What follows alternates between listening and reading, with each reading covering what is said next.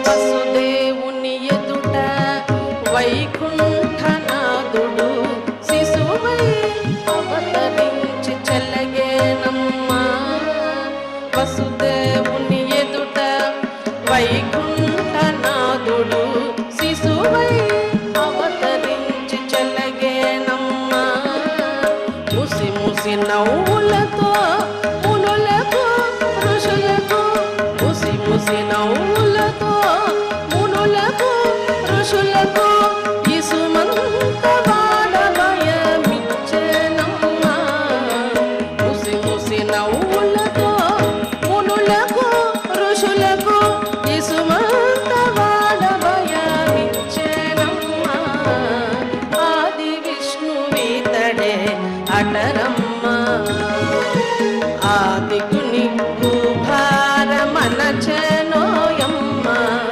ఆది విష్ణువీతడే అటరమ్మ.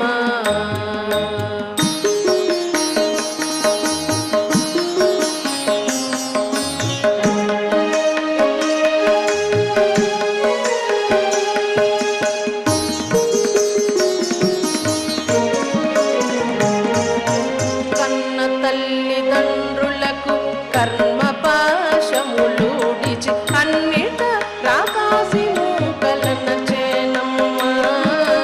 కన్న తల్లిదండ్రులకు కర్మ పాశములుడిచి అన్నిట రాకాసి మూకలన చేనమ్మ. ఉన్నతి శ్రీ వెంకటాద్రి నుండి లక్ష్మీదేవి తోడ ఉన్నతి శ్రీ వెంకటాద్రి నుండి లక్ష్మీదేవి తోడ అన్ని నిత్య కళ్యాణాలు బరగేనమ్మ. ఉన్నతి శ్రీ వెంకటాద్రి నుండి లక్ష్మీదేవి తోడ అన్ని నిత్య కళ్యాణాలు బరగేనమ్మ. ఆది విష్ణువీతడే అటరమ్మ. ఆది ముని భూభారమనచనోయమ్మ ఆది విష్ణువీతడే అటరమ్మ. ఆది విష్ణువీతడే అటరమ్మ. ఆది విష్ణువీతడే అటరమ్మ.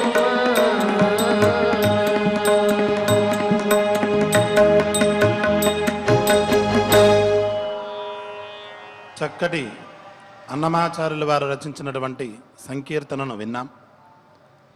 బాలకృష్ణుడి యొక్క వైభవాన్ని, ఆయన యొక్క తత్వాన్ని లేక ఆయన యొక్క లీలలను అన్నమాచార్య స్వాముల వారు ఇక్కడ స్తుతి చేస్తూ ఉన్నారు. శ్రీకృష్ణ పరంధాముడు శ్రీకృష్ణ పరమాత్మ సర్వేశ్వరుడైన శ్రీమన్ మహావిష్ణువు అనే విషయం మనందరికీ తెలిసిందే. ఆయనలో ఒక గొప్ప క్వాలిటీ ఉంది. ఆయన ఎప్పుడూ కూడా చిరునవ్వులు చిందిస్తూ ఉంటాడుట. ఆయన మొహం చాలా ప్రసన్నంగా ఉంటుంది. ఆ కళ్ళు ఎప్పుడూ కరుణతో చూస్తూ ఉంటుంది. ఆయన మొహం ఎప్పుడూ కూడా చిరునవ్వుతో ఉంటుంది. కాబట్టి ఆయన మొహం చూడడానికి అందరూ ఇష్టపడుతూ ఉంటారు. ఎవరు? మనులు ఋషులు కూడా ఇష్టపడుతూ ఉంటారట. ఆ మొహం చూస్తేనే వాళ్ళల్లో ఉండేటువంటి కష్టాలు పోతూ ఉంటాయి. వాళ్ళకు ఉండేటువంటి కర్మబంధాలన్నీ కూడా నాశనమైపోతూ ఉంటాయి. అంతటి గొప్ప చిరునవ్వుతో ఆ శ్రీకృష్ణ పరమాత్మ నడియాడాడట. వెంకటేశ్వర స్వామి వారి యొక్క మొహంలో కూడా అటువంటి చిరునవ్వే ఉంటూ ఉంటుంది. మనకు కనిపించదు, కానీ దగ్గరగా చూస్తున్నట్లయితే ఆయన మొహంలో అద్భుతమైనటువంటి ఒక చిరునవ్వు కనిపిస్తుంది. ఆ కళ్ళల్లో అపారమైన కారుణ్యం కల్పిస్తూ ఉంటుంది. అటువంటి మోమును చూస్తేనే మనకుండేటువంటి సమస్యలన్నీ కూడా ఆ క్షణమే నాశనమైపోయాయా అన్నంత అద్భుతంగా ఉంటూ ఉంటుంది. అటువంటి ఓ వెంకటేశ్వర, లక్ష్మీదేవితో నువ్వు కూడి ఈ వెంకటాద్రిపై నుంచుని ఉన్నావు. నీ దర్శనం చేతనే మాకుండేటువంటి సమస్తమైనటువంటి సంశయాలు, సమస్తమైన దుఃఖాలను నాశనమైపోతూ ఉన్నాయి. అనుగ్రహించు ఓ తండ్రి అంటూ ఆ శ్రీకృష్ణ పరమాత్మని, తదభిన్న స్వరూపమైన శ్రీ వెంకటేశ్వర స్వామి వారిని అన్నమాచార్య స్వాముల వారు అది విష్ణువీతడే అనే కీర్తన ద్వారా స్తుతించాడు. అటువంటి గొప్ప కీర్తనను మనం విన్నాం. ఇక ఈ సత్కార్యక్రమాన్ని ఈ సంకల్ప వాక్యాల ద్వారా ప్రారంభించుకుందాం. శ్రీ గురు ధ్యానం. గురుర్బ్రహ్మా గురుర్విష్ణు గురుర్దేవో మహేశ్వరః గురుః సాక్షాత్ పరం బ్రహ్మ తస్మై శ్రీ గురవే నమః. శ్రీనివాస ధ్యానం. శ్రీ వెంకటాద్రి నిలయః కమలాకాముకః పుమాన్ అభంగుర విభూతిర్నః తరంగయతు మంగళం. అథ సంకల్పః శ్రీమదాదివరాహ క్షేత్రే విరాజమానస్య శ్రీ పద్మావతీ జానేః అఖిలాండకోటి బ్రహ్మాండ నాయకస్య శ్రీరామచంద్ర రూపాంతరస్య భగవతః శ్రీ వెంకటేశ్వర స్వామినః సన్నిధౌ హనుమత్ సీతా లక్ష్మణ భరత శత్రుఘ్న పరివార సమేత శ్రీరామచంద్ర పరబ్రహ్మణః పరిపూర్ణానుగ్రహేణ అస్మిన్ భువనే సమస్తాధివ్యాధీనాం నివారణార్థం భారతవర్షే విద్యా విత్త వాణిజ్య కృషి వైద్య వైజ్ఞానిక దేశరక్షణాదిరంగేషు విద్యమానానాం ఆస్తిక మహాజనానాం సర్వేషాం సకుటుంబానాం ఆయురారోగ్యైశ్వర్య సద్బుద్ధి ఇత్యాది సర్వశుభఫలప్రాప్త్యర్థం ధర్మాచరణ ద్వారా శ్రీరామరాజ్యస్య పునర్వ్యవస్థాపనార్థం ఉద్యోగార్థినాం సముచితోద్యోగప్రాప్త్యర్థం దంపతీనాం అనుకూల దాంపత్య సిద్ధ్యర్థం సంతానస్య పితృవాక్య పరిపాలనానుకూల బుద్ధి ప్రచోదనార్థం సకల కార్య సిద్ధ్యర్థం గో సంరక్షణార్థం చ శ్రీమద్ వాల్మీకి రామాయణే అయోధ్యాకాండే యథాశక్తి శ్లోక వ్యాఖ్యాన పురస్సరం చతుషష్టితమ సర్గ శ్లోక పారాయణం తథా శ్రీధన్వంతరి మంత్ర పారాయణం చ అన్యోన్య సహాయేన ఆచార్యముఖేన కరిష్యామహే. శ్రీ వాల్మీకి ప్రార్థనా కూజంతం రామ రామేతి మధురం మధురాక్షరం ఆరుహ్య కవితా శాఖాం వందే వాల్మీకి కోకిలం. శ్రీ ఆంజనేయ ప్రార్థనా మనోజవం మారుతతుల్య వేగం జితేంద్రియం బుద్ధిమతాం వరిష్టం వాదాత్మజం వానరయూథ ముఖ్యం శ్రీరామదూతం శిరసా నమామి. శ్రీరామాయణ ప్రార్థనా వాల్మీకి గిరి సంభూత రామసాగరగామిని పునాతి భువనం పుణ్యా రామాయణ మహానది. శ్రీరామ ప్రార్థనా అయోధ్యాఖ్యేతు గుర్వర్ధే త్యక్త్వా రాజ్యం గిరౌ వసన్ పాదుకే భరదాయాదాత్ సరామ శరణం మమ. శ్రీరామచంద్ర పరం బ్రహ్మణే నమః. అథ శ్రీమద్ రామాయణే ఆదికావ్యే అయోధ్యాకాండే చతుషష్టితమః సర్గః. శ్రీమన్నారాయణ చరణౌ శరణం ప్రపద్యే. శ్రీమతే నారాయణాయ నమః. శ్రీరామాయ నమః. సబాష్పూర్ణవదనః నిశ్వసన్ శోకకర్షితః మామువాచ మహాతేజాః కృతాంజలిముపస్థితం. సరయూ నదీ తీరంలో శబ్దభేది విద్యతోటి మునికుమారుణ్ణి అజ్ఞానంతో తెలియక వధించినటువంటి దశరథ మహారాజు తాను ఆ మునికుమారుని యొక్క తల్లిదండ్రుల దగ్గరకు వచ్చి తాను చేసినటువంటి అకృత్యాన్ని అజ్ఞానంతో తొందరపాటుతనంతో తాను చేసినటువంటి పనిని వారి వద్ద ఏమాత్రము అటు ఇటు కాకుండా ఉన్నది ఉన్నట్లుగా చెప్పేశాడు దశరథ మహారాజు. చెప్పి అజ్ఞానంతో ఈ విధమైనటువంటి పని చేశాను నేను, ఇంకా దీని మీద ఇకపైన జరగవలసింది మీరు చెయ్యవలసింది ఏదైనా సరే చెయ్యండి, నేను దేనికైనా సరే సిద్ధంగా ఉన్నాను అని చెప్పి చేతులు జోడించి ప్రార్థిస్తూ తాను చేసినటువంటి పనినంతటిని కూడా తెలియజేశాడు దశరథ మహారాజు. ఇంకా దశరథుని యొక్క మాట వినగానే, తమ పుత్రుడు గతించినటువంటి మాట వినగానే మరి ఆ తల్లిదండ్రుల యొక్క పరిస్థితి చాలా దారుణంగా ఉన్నది.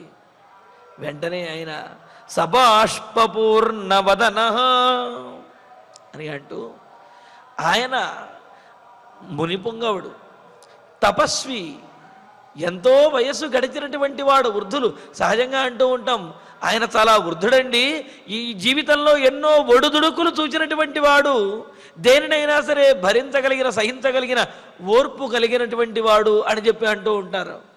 కానీ పుత్రవియోగ శోకము అనేది ఏ వయసు వారికైనా, ఎటువంటి వారికైనా, ఎవరికైనా సరే అది భరించలేనటువంటిది. అందుకనే దశరథుని మాట వినగానే, తమ పుత్రుడు గతించిన విషయం తెలియగానే ఆ ముని తనలో పెళ్ళుబికి బయటకు వస్తున్నటువంటి ఆ పుత్రశోకాన్ని ఆపుకోలేకపోతూ ఉన్నాడు, భరించలేకపోతూ ఉన్నాడు. భరించలేకుండా ఆయన మహాతేజ, గొప్ప తేజస్సంపన్నుడైనటువంటి వాడు. అంటే తపస్సు వలన ఆ తేజస్సు అనేది వచ్చిందనమాట. మరి అంత తేజస్వి అయినటువంటి వాడు ఆ మునీశ్వరుడు. బాష్పపూర్ణవదన,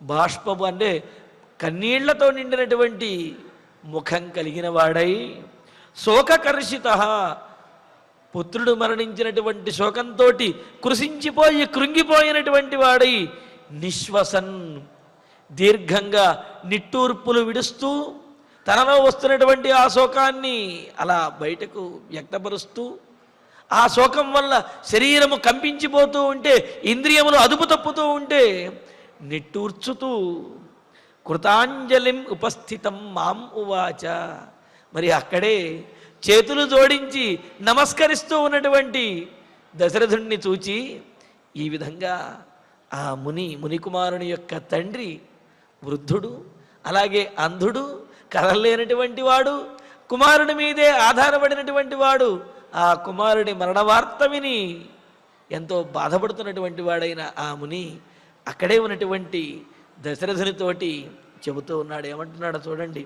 యద్యేతద శుభం కర్మ నత్వం మే కథయే స్వయం ఫలేన్మూర్ధాస్మతే రాజన్ సద్య శతసహస్రధా. వెంటనే ఆ ముని అంటున్నాడు, రాజన్, మహారాజా, అశుభం ఏతత్ కర్మ, అమంగళకరమైనటువంటి, చేయరానటువంటి, అకృత్యమైనటువంటి ఈ పని గురించి, నీవు చేసినటువంటి ఈ పని గురించి, అంటే నా కుమారుణ్ణి వధించినటువంటి విషయం గురించి, త్వం స్వయం మే న కథయేయది, నీవే కనుక స్వయంగా వచ్చి చెప్పకపోయినట్లయితే, నీవు స్వయంగా వచ్చి చెప్పావు కాబట్టి నా ముందు నీవు నుంచుని ఉన్నావు. ఒకవేళ నీవు చేసినటువంటి ఈ అకృత్యం గురించి, నా కుమారుణ్ణి వధించినటువంటి విషయం గురించి నీవే స్వయంగా వచ్చి కనుక చెప్పకపోయినట్లయితే, తే మూర్ధ, నీ శిరస్సు, సద్య, వెంటనే, శతసహస్రధ, మత్శాపేన ఫలేతు, 1000 వందలన్నమాట. అక్కడంటే 100,000 అంటే 1,00,000 ఒక్కలు అయిపోయి ఉండేది, 1,00,000 ముక్కలుగా అయిపోయి ఉండేది అన్నాడు. నీవే కనుక స్వయంగా వచ్చి నా కుమారుడి వధ గురించి చెప్పకపోయినట్లయితే, ఒకవేళ వేరే వాళ్ళ ద్వారా, అంటే నీవు చెప్పకుండా వేరే వారి ద్వారా నా కుమారుడు మరణించినటువంటి విషయం కనుక నాకు తెలిసి ఉన్నట్లయితే, నా కుమారుడి మరణానికి కారణమైనటువంటి నీ యొక్క శిరస్సు, నీ యొక్క శిరస్సు ఇప్పటికి వెంటనే, అంటే నాకు తెలిసిన వెంటనే, నా కుమారుడి యొక్క మరణం తెలిసిన వెంటనే నీ శిరస్సు 1,00,000 వ్రక్కలుగా, 1,00,000 ముక్కలుగా అయిపోయిండేది అని చెప్పి అంటున్నాడు. అంటే ఏమిటి? చేసినటువంటి తప్పు ఒప్పుకుని మీరు ఏ శిక్ష విధించినా సరే భరించడానికి సిద్ధంగా ఉన్నాను అని చెప్పి దశరథ మహారాజు తనంతట వారు స్వయంగా వచ్చి వారి వద్ద ఒప్పుకొని నుంచుని ఉన్నాడు. కావున మరి దశరథుని మీద ఒక సానుకూలమైనటువంటి భావన, చేసిన తప్పు చేసి పశ్చాత్తాపడుతున్నాడు కావున ఆ పశ్చాత్తాపం ద్వారానే కొంత పాపోపశమనం అనేది కలిగినది. అంతేగాని తప్పు చేసిన తర్వాత కూడా జరిగిపోయింది, నేను మాత్రం ఏం చేస్తాను, దీంట్లో నా తప్పేం లేదు అని అనుకుంటే, దానికి తప్పు చెయ్యటం అనేది ఒక పాపము, ఆ తప్పుని సమర్థించుకుంటూ ఏం చెయ్యలేదు అనే అహంకార భావనతో ఉండటం అది మరింత ప్రమాదకరం. అలా కాకుండా పొరపాటున ఒక తప్పు చేసినా పాపము చేసినా సరే దానికి పశ్చాత్తాపడి దానికి ప్రాయశ్చిత్తంగా ఆ తప్పుని ఒప్పుకోవటం అనేది కొంత ప్రాయశ్చిత్తాన్ని పాపోపశమనాన్ని కలుగజేస్తుంది అనేది దీని ద్వారా మనకు తెలుస్తున్నది. అందుకే కదా మహర్షి ఏమన్నారు, నీవే కనుక స్వయంగా వచ్చి నా కుమారుణ్ణి వధించినటువంటి విషయం తెలియజేయకుండా ఉన్నట్లయితే, ఇదే విషయం నాకు వేరే వారి ద్వారా కనుక తెలిసి ఉన్నట్లయితే నీ శిరస్సు ఇప్పటికి 1,00,000 ముక్కలుగా 100,000 ముక్కలుగా అది అయిపోయి ఉండేది, ఏమనుకుంటున్నావో అని చెప్పి అంటూ ఇంకా అంటున్నాడు, క్షత్రియేణ వధో రాజన్ వానప్రస్థే విశేషతః జ్ఞానపూర్వం కృతస్థానాత్ చ్యావయేదపి వజ్రిణం. మహారాజా, నువ్వు ధర్మం తెలిసినటువంటి వాడివి, అయినప్పటికీ కూడా చెబుతున్నాను విను అని అంటూ, క్షత్రియుడు అంటే ఏమిటి? క్షతాత్ కిలత్రాయత ఇత్యుదగ్ర క్షత్రస్య శబ్దో భువనేషు రూఢ అని చెప్పినట్లుగా ఇతరుల యొక్క క్షతములను ఆపదలను తొలగించేటటువంటి వాడినే క్షత్రియుడు అని అన్నారు. ఇతరులను ఆనందపరిచేవాడినే రాజు అని అన్నారు. మరి అటువంటి రాజుగా క్షత్రియ వంశంలో జన్మించి రాజుగా ఉన్నటువంటి వాడు తప్పనిసరిగా ఇతరులకు ఆనందాన్ని కలుగజేయాలి, ఇతరుల యొక్క అపాయములను తొలగించాలి తప్ప అతని వల్ల ఇతరులకు అపాయం అనేది ఎట్టి పరిస్థితుల్లో కూడా కలుగకూడదు. ఒకవేళ అలా కలిగినట్లయితే అందులోనూ కూడా తపస్విజనులు యుద్ధంలో అయితే అతని యొక్క బాధ్యత, అతని యొక్క కర్తవ్యంగా మన యుద్ధంలో ఏ విధంగా జరిగినప్పటికీ కూడా అతని యొక్క శౌర్యవీర పరాక్రమాలతోటి చెల్లవచ్చును. కానీ అడవిలో అది కూడా తపస్సు చేసుకునేటువంటి వాడి మీద కనుక ఒక క్షత్రియుడు రాజు కనుక బాణప్రయోగం చేసి అతన్ని కనుక వధించినట్లయితే, ఆ విధంగా వధించినటువంటి వాడు ఇంద్రుడైనప్పటికీ కూడా అతడు తన పదవిని కోల్పోతాడు, దిగదారిపోతాడు, అధోగతి పాలైపోతాడు. మహారాజా, అంటే ఏదైనా క్షత్రియుడు ఒక కార్యాన్ని ఆచరించాడు అంటే, ఒక యుద్ధం చేశాడు అంటే, ఒక బాణప్రయోగం ఆయుధాన్ని ప్రయోగించాడు అంటే దానివల్ల ప్రయోజనం అనేది ఉండి తీరాలి. నిష్ప్రయోజనంగా ఇతరులను ఇబ్బంది పెట్టడం కోసం మాత్రమే బాణప్రయోగం చేయడం, ఆయుధాన్ని ఉపయోగించడం అనేది ఆ క్షత్రియుని యొక్క కీర్తిని నశింపజేస్తుంది, అతని యొక్క వంశాన్ని కూడా నాశనం చేసేస్తుంది. అందుకనే ఇక్కడ ఏం చెబుతున్నాడు, ఉన్నటువంటి ధర్మాన్ని తెలియజేస్తూ క్షత్రియేణ వధో రాజన్ అంటూ, రాజన్ మహారాజా, క్షత్రియేణ పాలకుడై అందరినీ రక్షించవలసినటువంటి క్షత్రియుని చేత వానప్రస్థే, వానప్రస్థుని విషయంలో అంటే వనంలో ఉండి తపస్సు చేసుకునేటువంటి వాడి విషయంలో అజ్ఞానత కృతవధ, అజ్ఞానంతో చేసినటువంటి వధ ఏదైతే ఉన్నదో అదే పాపము అని తెలియజేశారు. అజ్ఞానంతో చేసినప్పటికీ కూడా వానప్రస్థుల యందు తపస్విజనుల యందు ఆయుధాన్ని ప్రయోగించి వారిని గనక వధించినట్లయితే అది పాపమే అవుతుంది. మరి అజ్ఞానంతో చేస్తేనే పాపం అవుతుంది అంటే మరి జ్ఞానంతో చేస్తే దానికి నిష్కృతి అనేది లేదు కదా. అందుకే చెబుతున్నాడు జ్ఞానపూర్వం కృత. ఒకవేళ అదే పని గనక తెలిసి కనుక చేసినట్లయితే, తెలిసి ఒక తపస్విని గనక, ఒక మునిని గనక రాజు క్షత్రియ వంశంలో జన్మించినటువంటి వాడు వధించినట్లయితే కనుక అటువంటి వధ విశేషత అంటే ఏమాత్రము ఆలస్యం లేకుండా వెంటనే దాని యొక్క పాప ఫలాన్ని అనుభవించవలసి వస్తుంది. పైగా అది సామాన్యుడి విషయంలోనే కాదు, వజ్రిణం అపి, అటువంటి పని చేసినటువంటి వాడు ఇంద్రుడు అయినప్పటికీ కూడా అతడు తన పదవిని కోల్పోయి అధోగతి పాలవలసి వస్తుంది. అందుకనే కదా ఇంద్రుడు కూడా కొన్ని సందర్భములలో తన వల్ల, తన ఆయుధం వలన బ్రహ్మహత్యా దోషం తనకు వచ్చినది అని ఆ ఇంద్ర పదవిని కోల్పోయి ఒకానొక చోట కొలనులో దాక్కుని ఉండటము, ఆ సందర్భంలో నహుషుడికి ఇంద్ర పదవిని ఇవ్వటము అది కూడా జరిగింది. అంటే ఏమిటి, బ్రహ్మహత్యా దోషం ఏదైతే ఉన్నదో అది ఎవరినైనా సరే పీడిస్తుంది, ఎవరికైనా సరే దాని యొక్క పాపఫలాన్ని అనుభవించక తప్పదు అని చెబుతున్నాడు. అయితే అజ్ఞానంతో చేసినప్పటికీ అది పాపమే. ఒకవేళ జ్ఞానంతో కనుక చేసినట్లయితే దాని యొక్క పాప ఫలాన్ని వెంటనే అనుభవించవలసి వస్తుంది, వెంటనే అధోగతి పాలవుతారు. కేవలం వారినే కాదు, వారి వంశాన్ని కూడా దహించి వేస్తుంది అనే విషయాన్ని తెలియజేస్తున్నాడు. అంటే ఇక్కడ నీవు అజ్ఞానంతో పొరపాటున తెలియక చేసావు కావున ఈ విధంగా ఉన్నావు. కానీ ఒకవేళ తెలిసి కనుక చేసి ఉన్నట్లయితే నీ శిరస్సు 100,000 వర్కలైపోయి ఉండేది, ఇప్పటి వరకు నువ్వు ఉండేవాడివి కాదు అని అంటున్నాడు.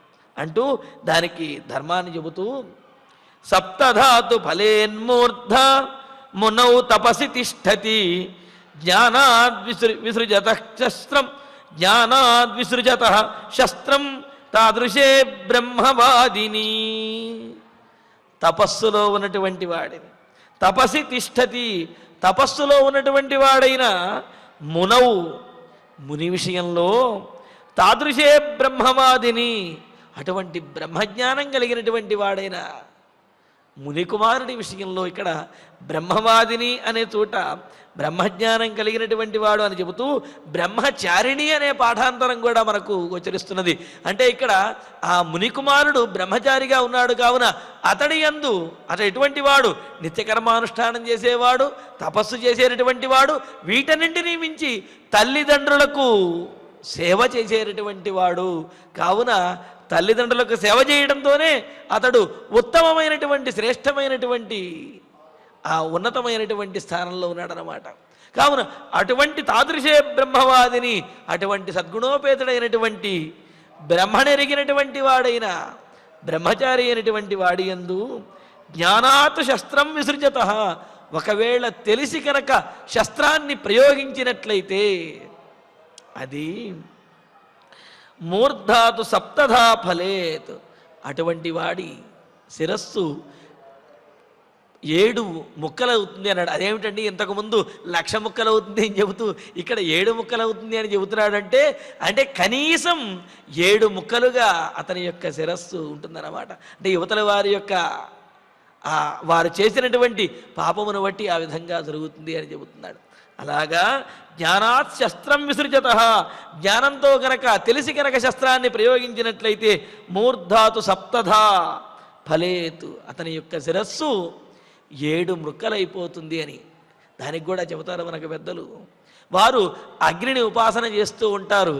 అంటే అగ్నికి సప్తజిహ్వ అంటే 7 జిహ్వలు కలిగినటువంటి వాడు అగ్నిహోత్రుడు అని చెప్పి అన్నారు. మరి 7 జిహ్వలు కలిగినటువంటి అగ్నిహోత్రుణ్ణి ఉపాసన చేస్తూ ఉండేటటువంటి వారు ఆ పరమాత్మను ఎల్లప్పుడూ కూడా తమ మనస్సు యందు ధ్యానిస్తూ ఉండేవారు, తమ కర్తవ్యములను ఆచరించేవారు. కావున అటువంటి తపస్విజనుల యందు జ్ఞానంతో గనక తెలిసి గనక శస్త్రప్రయోగం గనక చేసినట్లయితే వారి యొక్క శిరస్సు 7 ముక్కలైపోతుంది అని చెప్పి అన్నారు. 7 అని కాదు, అంతకు మించి కూడా అవ్వవచ్చును. కానీ కనీసం 7 ముక్కలుగా వారి శిరస్సు బద్దలైపోతుంది, పగిలిపోతుంది అని చెబుతున్నారు. అందులో కూడా ఇక్కడ శస్త్రం అని చెప్పి అన్నారు. ఏమిటి విశేషము అని అంటే, శస్త్రము అంటే కనుక శస్త్రము అస్త్రము అని చెప్పి 2 రకాలుగా చెబుతారు. శస్త్రము అంటే కేవలము గురుసూచి కొట్టేటటువంటిది, అంటే ఒక భౌతికమైనటువంటి ఒక ఆయుధము అని అర్థం శస్త్రము అంటే. అస్త్రము అంటే కనుక మంత్రపూర్వకంగా ప్రయోగించేటటువంటి ఆయుధాన్ని అస్త్రము అని చెప్పి అంటారు. తపస్విజనుల విషయంలో అస్త్రములు కొన్ని చోట్ల పనిచేస్తాయి, కొన్ని చోట్ల పని చేయకపోవచ్చు. ఎందుకంటే ఈ అస్త్రము కంటే కూడా ఆ తపస్విజనుల యొక్క శక్తి కనుక ఎక్కువ కనుక ఉన్నట్లయితే ఈ అస్త్రములు మంత్రపూర్వకంగా ప్రయోగించినటువంటి అస్త్రములు వారిని ఏమీ చెయ్యవు. కానీ గురి చూచి కొడుతున్నటువంటి అస్త్రముగా ఇది శస్త్రము కావున ఇది వారికి తగిలిందనమాట.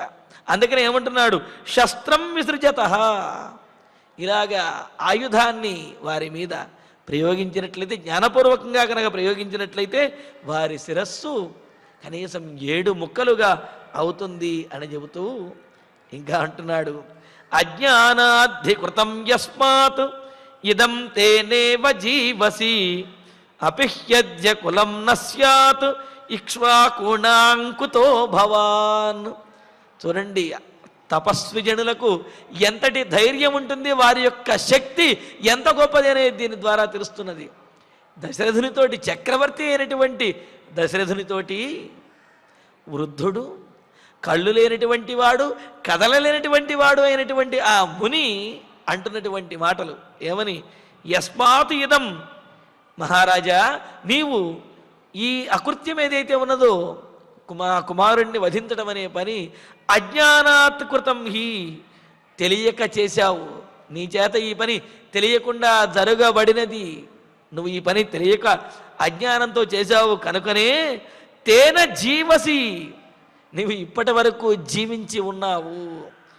అపి, ఒకవేళ ఇలా అజ్ఞానంతో కాకుండా తెలిసి కనుక చేసి ఉన్నట్లయితే కేవలం నీకు శిక్ష పడుతుందని అనుకుంటున్నావా?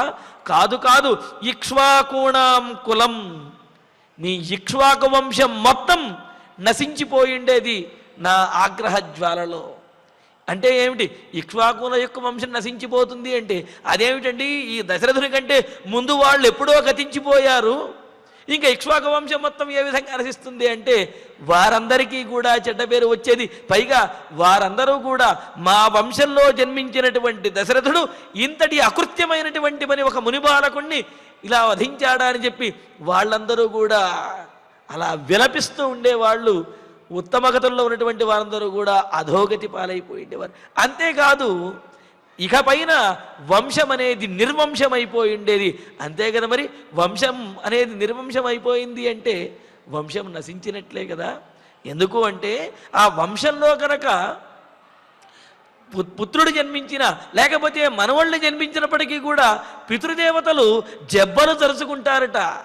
మా వంశంలో మమ్మల్ని అందరినీ ఉద్ధరించడానికి, మాకు కాస్త నీటిని తర్పణములు వదలడానికి ఒకానొకడు మా వంశోద్ధారకుడు జన్మించాడు అని చెప్పి ఈ తండ్రి ఎంతైతే ఆనందిస్తాడో, ఈ తండ్రి పైనటువంటి వారికంటే పూర్వీకులైనటువంటి వారు ఆ పితృదేవతలు జబ్బలు తరుచుకుంటూ ఆనందిస్తూ ఉంటారట.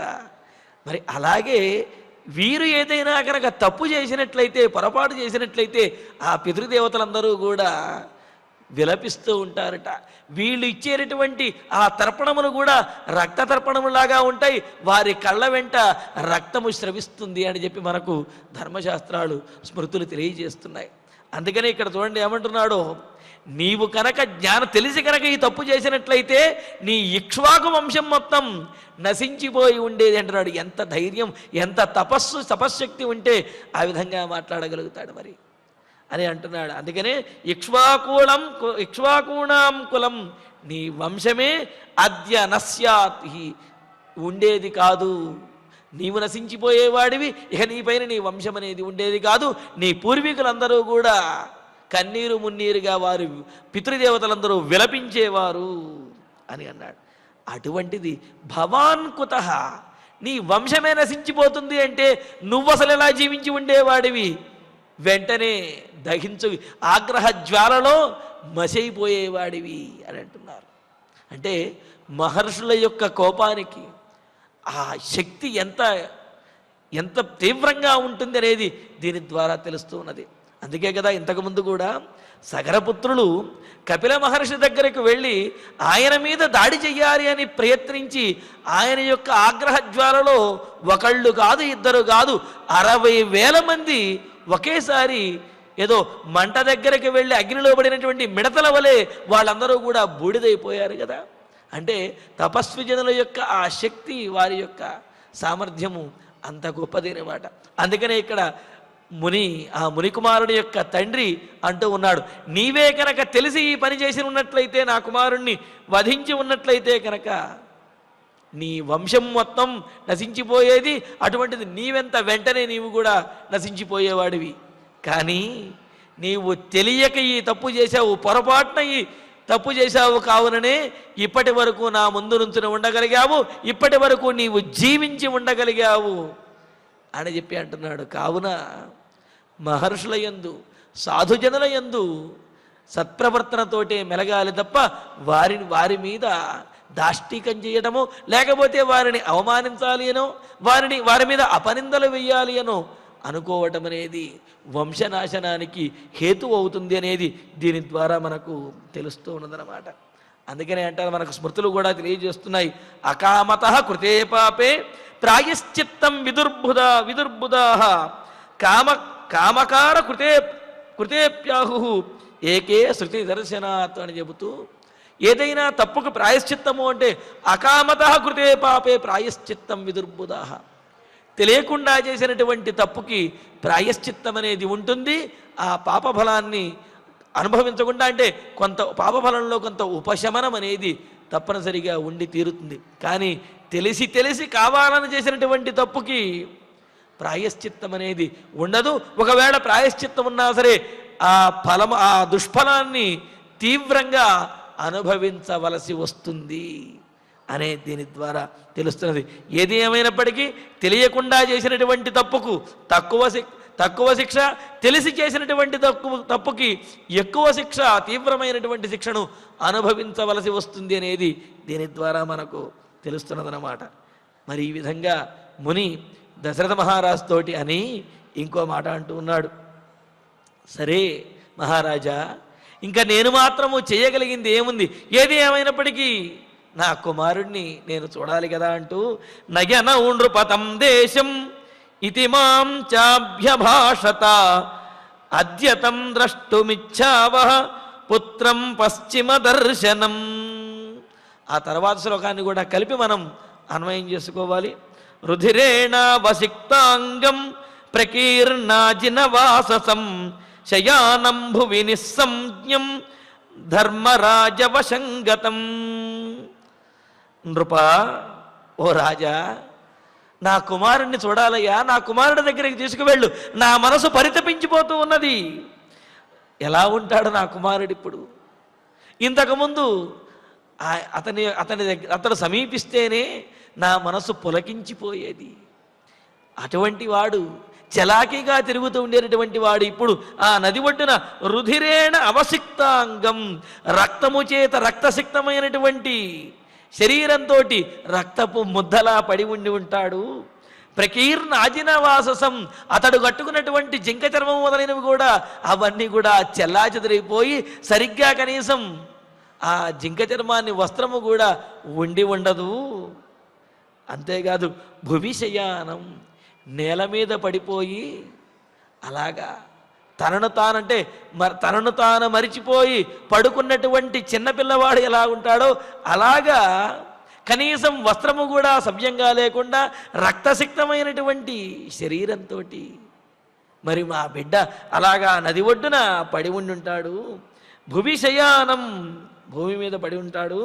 నిస్సంజ్ఞం, అలా స్పృహ లేకుండా అంటే అతని శరీరం మీద అతనికంటే మరి ప్రాణం పోయిన తర్వాత అంతే కదా, అలాగా ఏమాత్రము చలనము లేకుండా ధర్మరాజ వసంగతం, యమధర్మరాజుకి వశమైపోయి ఉంటాడు నా కుమారుడు. పశ్చిమ దర్శనం, అటువంటి కుమారుడికి చివరి చూపు అంటే అటువంటి వాడిని చూచి మరి ఇంతకుముందు ఏ విధంగా చూసినా ఆ విధంగా చూడటం కుదరదు కదా. ఇక ఇప్పుడు చివరి చూపునైనా సరే తం పుత్రం అద్య ద్రక్ష్యామి, ఈరోజు నా కుమారుణ్ణి చూడాలయ్యా అంటున్నాడు.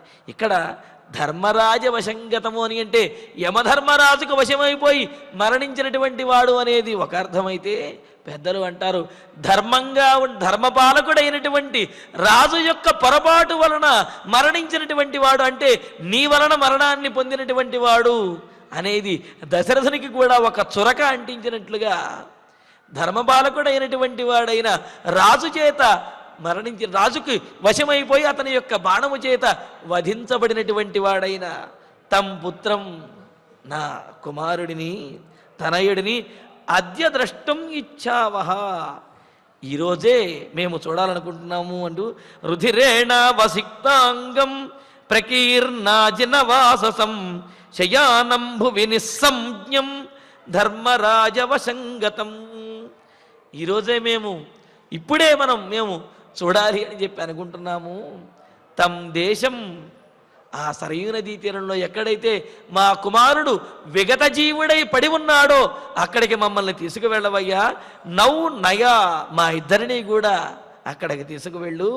ఇతి మాంచ అభ్యభాషత అని ఆ ముని నాతోటి అలా దీనంగా మాట్లాడాడు.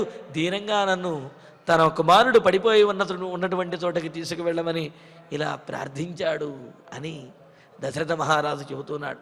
కౌసల్యాదేవితో అంటున్నాడు, అంటే ఆ మహర్షి ఎంత దీనంగా విలపించాడో అటువంటి దీనమైనటువంటి స్థితే ఇప్పుడు రాముణ్ణి వనవాసానికి పంపించడంతో నాకు కూడా వచ్చింది కౌసల్య.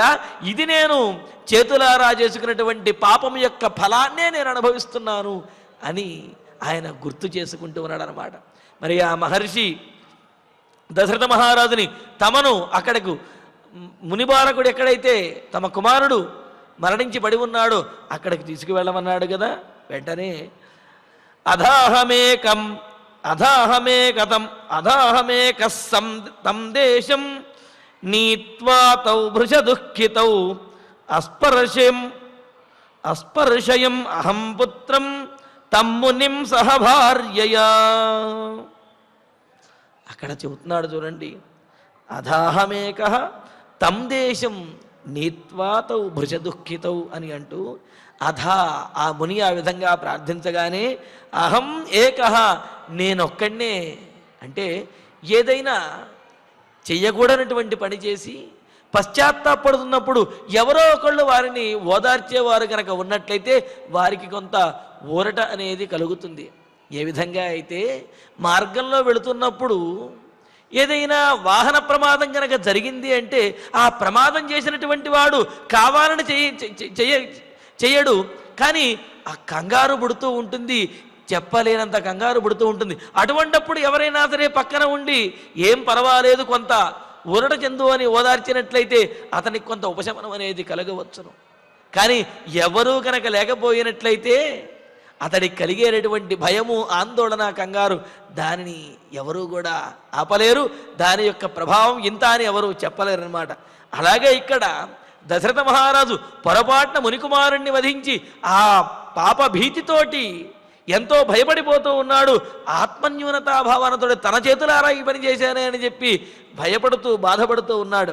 అయినప్పటికీ కూడా ఆ ముని చెప్పినటువంటి మాటల ప్రకారం అహం ఏకః, దశరథ మహారాజు ఒక్కడే, వృషదుఃఖితౌ తౌ మిక్కిలి దుఃఖిస్తూ బాధపడుతూ ఉన్నటువంటి తౌ వారిద్దరినీ కూడా, మరి ఆ ముని దంపతులు మునికుమారుని యొక్క తల్లిదండ్రులు ఇద్దరు కూడా గుడ్డివారు కదా, అందువలన ఆ గుడ్డివారుగా ఉన్న వాళ్ళిద్దరినీ కూడా వారి చేతులు పట్టుకుని తం దేశం నీత్వా, మునికుమారుడు ఎక్కడైతే విగతజీవుడై పడి ఉన్నాడో అక్కడికి తీసుకువెళ్ళి భార్యయా సహ తం మునిం ఆహా,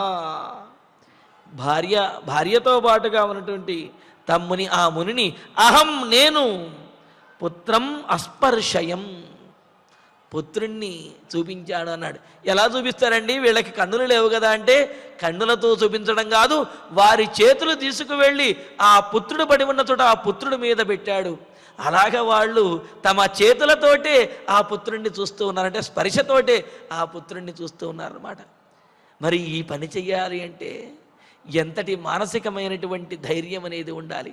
కానీ దశరథుడు వారిరువురిని కూడా తన రెండు చేతులతో వారిరువురిని తీసుకుని వెళ్ళి అలా పట్టుకుని ఎత్తుకుని వెళ్ళి అక్కడికి నడవలేనటువంటి వారు, వృద్ధులు, కదలేని వారు, కళ్ళు లేనటువంటి వారు, వారిరువురిని కూడా తమ రెండు చేతులతోటి దశరథుడు అక్కడికి ఎత్తుకు వెళ్ళి తీసుకువెళ్ళి తన రెండు చేతులతోటి వారి చేతులు పట్టుకుని వారి చేతులని ఆ కుమారుడికి, మునికుమారుడికి, వారి కుమారుడికి తగిలించాడు. అలా స్పర్శ చేశాడు. వెంటనే అక్కడ ఆ కుమారుడి యొక్క విగత జీవుడైనటువంటి తమ కుమారుడి యొక్క దేహాన్ని స్పర్శించిన వెంటనే, తాకిన వెంటనే వారికి కలిగినటువంటి దుఃఖము అది అంతులేనటువంటి దుఃఖము, అది ఎవరు కూడా ఆపలేనటువంటి దుఃఖము. అందుకని తౌ పుత్రమాత్మన స్పృష్ట్వా తమాసాద్య తపస్వినౌ నిపేతతు శరీరేస్య పితా చాస్యేదమబ్రవీత్.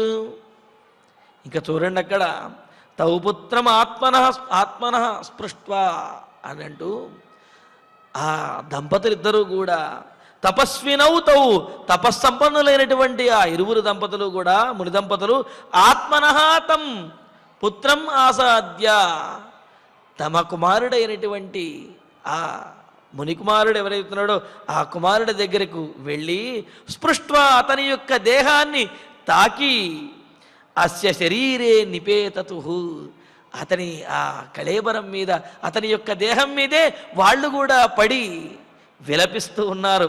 పితా ఇదం అబ్రవీత్య, ఇంకా ఆ తండ్రి ఈ విధంగా దశరథ మహారాజుతో అంటూ ఉన్నాడనమాట. చూడండి ఇక్కడ తల్లిదండ్రులు వాళ్ళిరువురు కూడా ఆ కుమారుడి యొక్క దేహాన్ని ఎప్పుడైతే తాగారో వారిలో ఉన్నటువంటి దుఃఖము శోకము మరింతగా పెరిగినది.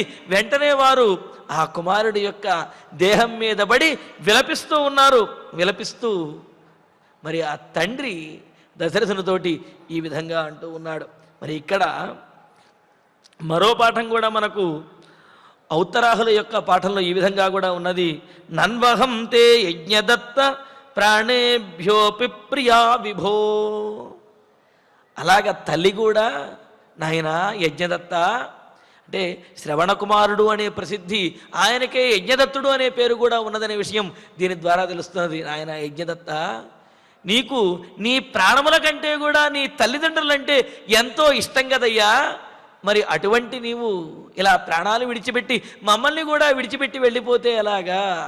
అంటే మా మీద ఇష్టంతోనైనా సరే నీ ప్రాణములు నీవు నిలుపుకొని ఉంటే బాగుండేది కదా. నీ ప్రాణముల కంటే ఇష్టమైనటువంటి ఈ తల్లిని కూడా విడిచిపెట్టి వెళ్ళావా అని ఆమె కూడా ఈ విధంగా ఆ కుమారుని యొక్క దేహం మీద పడి విలపించినది అని పాట విధంగా కూడా మనకు పెద్దలు తెలియజేశారు. ఈ విధంగా మరి ఆ కుమారుడి యొక్క దేహాన్ని స్పర్శించి అతని మీద పడి విలపిస్తూ ఉన్నారు. తండ్రి ఆ మునికుమారుని యొక్క తండ్రి దశరథునితోటి ఈ విధంగా అంటూ ఉన్నాడు. మరి ఆ ముని దశరథునితో ఏమన్నాడు, దశరథుడు ఏ విధంగా స్పందించాడనే విశేషాలను తరువాతి ప్రవచనంలో తెలుసుకుందాము. ఇక ఇప్పుడు ఆచార్యుల వారి ద్వారా శ్లోకాలను పారాయణ చేసుకుందాము. సబాష్పూర్ణవదనః సబాష్పూర్ణవదనః నిశ్వసన్ శోకకర్షితః నిశ్వసన్ శోకకర్షితః మామువాచ మహాతేజాః మామువాచ మహాతేజాః కృతాంజలిముపస్థితం కృతాంజలిముపస్థితం యద్యేతదశుభం కర్మ యద్యేతదశుభం కర్మ నత్వం మే కథయే స్వయం నత్వం మే కథయే స్వయం ఫలేన్మూర్ధాస్మతే రాజన్ ఫలేన్మూర్ధాస్మతే రాజన్ సద్యశతసహస్రధా సద్యశతసహస్రధా క్షత్రియేణ వధో రాజన్ క్షత్రియేణ వధో రాజన్ వానప్రస్థే విశేషతః వానప్రస్థే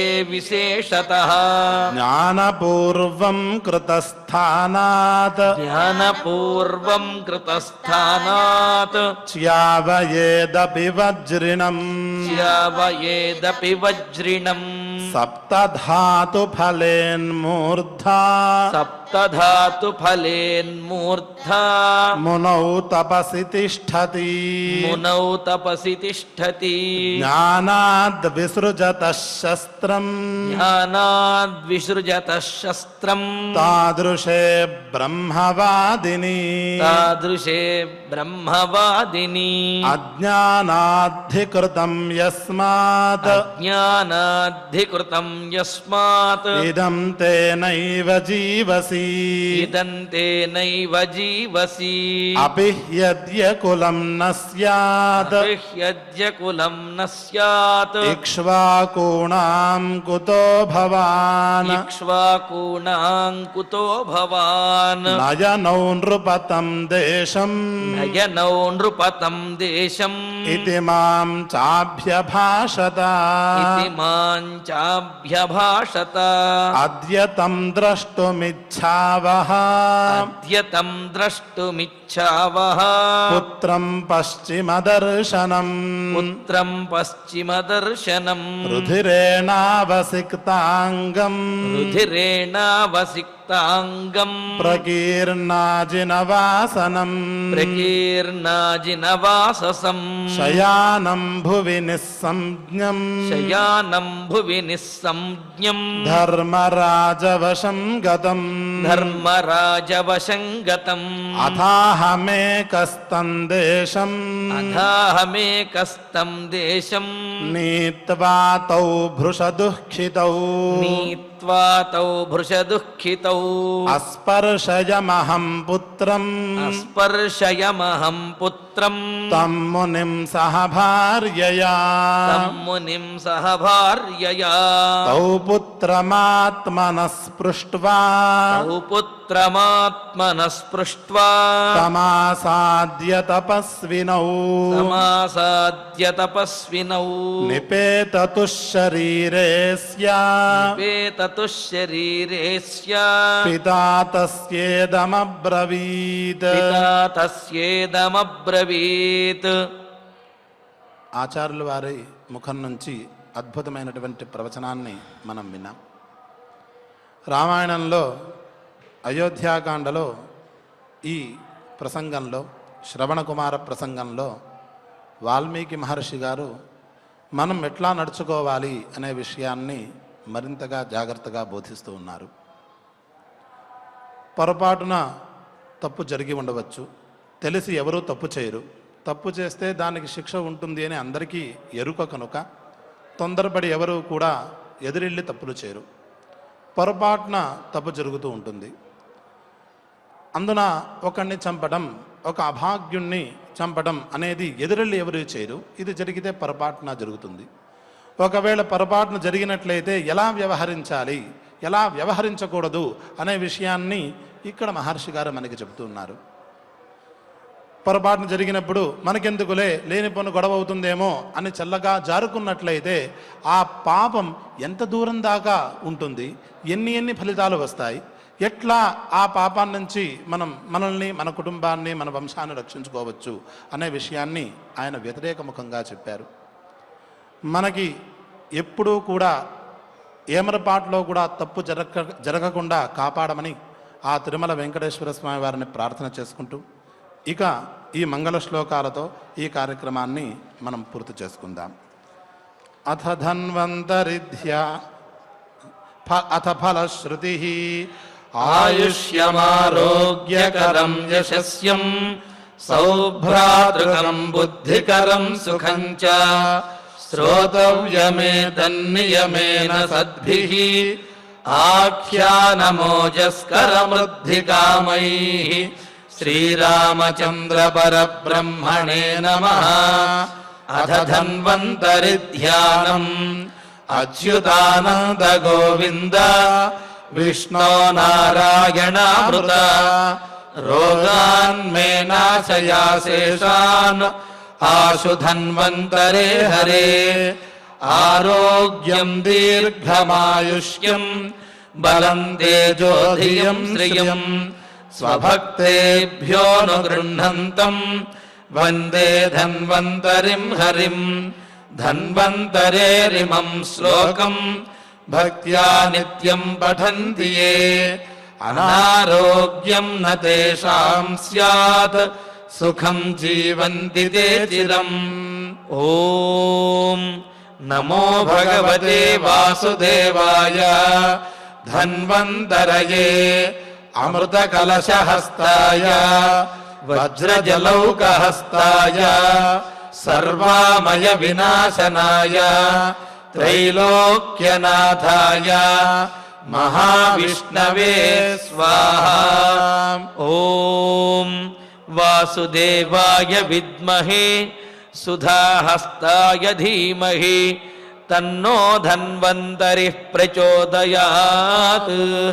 అధనవగ్రహ ప్రార్థనా ఆరోగ్యం పద్మబంధుర్విదరతు నితరాం సంపదం శీతరశ్మిః.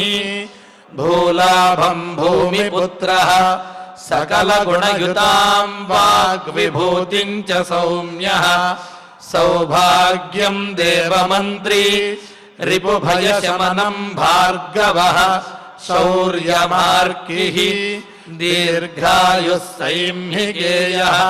విపులతరయశః కేతుః ఆచంద్రతారం. అరిష్టాని ప్రణశ్యంతు దురితాని భయాని చ. శాంతిరస్తు శుభం మేస్తు గ్రహాః కుర్వంతు మంగళం. అధ క్షమా ప్రార్థనా యదక్షరపదభ్రష్టం మాత్రాహీనం చ యద్భవేత్ తత్సర్వం క్షమ్యతాం దేవా నారాయణ నమోస్తుతే. అథ భగవత్ సమర్పణం కాయేన వాచా మనసేంద్రియైర్వా బుద్ధ్యాత్మనా వా ప్రకృతే స్వభావాత్ కరోమి యద్యత్ సకలం పరస్మై నారాయణాయేతి సమర్పయామి. అథ మంగళం శ్రియః కాంతాయ కళ్యాణ నిధయే నిధయేర్థినాం శ్రీవేంకట నివాసాయ శ్రీనివాసాయ మంగళం.